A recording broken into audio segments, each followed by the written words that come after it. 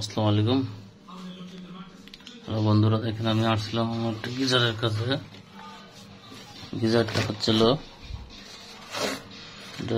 Robert 10 litre. সমস্যা হচ্ছে বারে বারে দেখা যাচ্ছে এই থার্মোস্ট্যাটটা উঠে যায়, থার্মাল কাটআউটটা উঠে যায়, থার্মোস্ট্যাট না।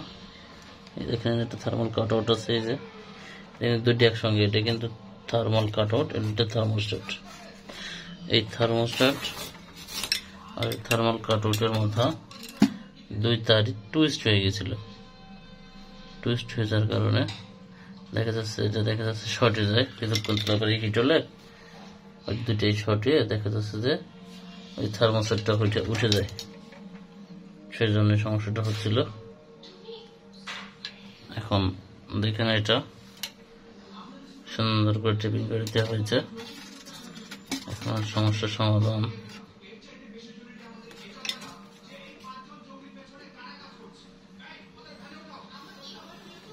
এটা কিন্তু হ্যাঙ্গিং গিজার। অনেকে করেন কি এটা ফ্লোরে শোয় রাখেন, সেক্ষেত্রে কিন্তু এটা সঠিক হবে না এবং গরম হবে না।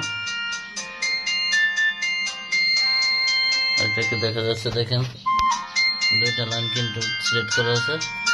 এই যে একটা হলো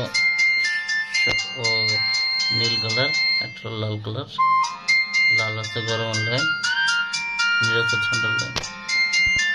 ওকে, আসসালামু আলাইকুম।